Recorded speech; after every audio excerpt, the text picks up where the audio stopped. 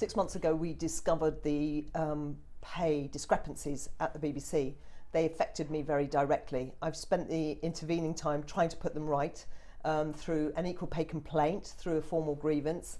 I've repeatedly told management that I would not find it possible to go back to China in the new year without the grievance resolved. It is still unresolved, and I cannot collude in what I see as unlawful pay discrimination.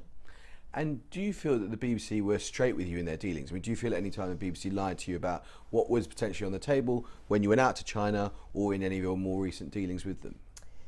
One of the strange things about this is I am not someone typically who asks for more money. I can't remember ever asking for a pay rise in the BBC.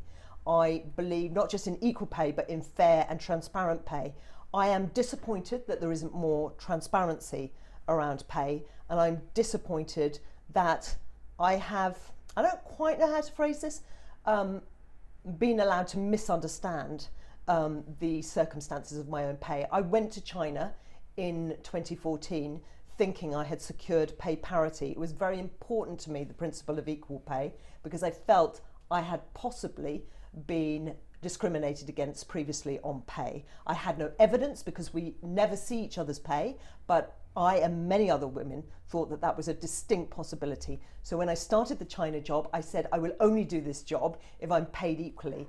And in July 2017, I discovered the enormous gap that the two men who were international editors were earning 50% more at least than the two women who were international editors.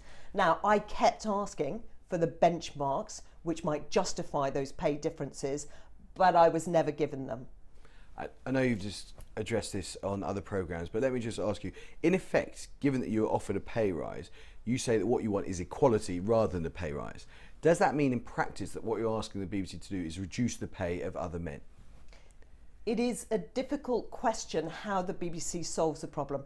I think we all need to come together and find a solution, because the current solution in which the BBC perpetuates a failing pay structure at the cost of discriminating against women, that is not a sustainable or acceptable solution. So we all, BBC women, BBC men and BBC management, have to come together and find a solution.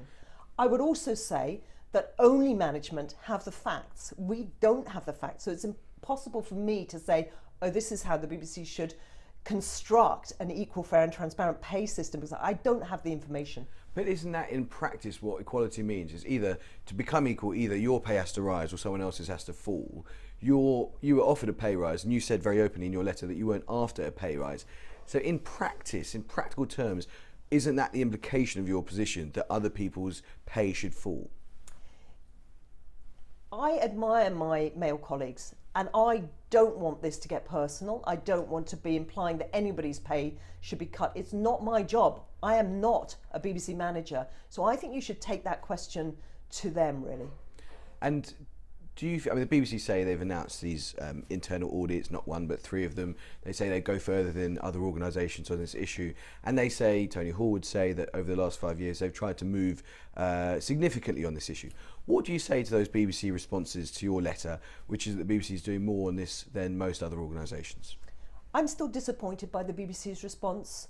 The BBC talks about a gender pay gap, but what I'm talking about is not a gender pay gap where sometimes men and women are in different roles which explain the differences in pay. What I'm talking about is pay discrimination, which is when men are paid more for doing the same job or a job of equal value. Now that is illegal, and I think it's time the BBC stopped being in denial, stopped its bunker mentality, actually negotiated with women about how to solve this problem. Because at the moment, good women are getting very frustrated. Their patience, their goodwill, their loyalty is being exploited. And this has to stop.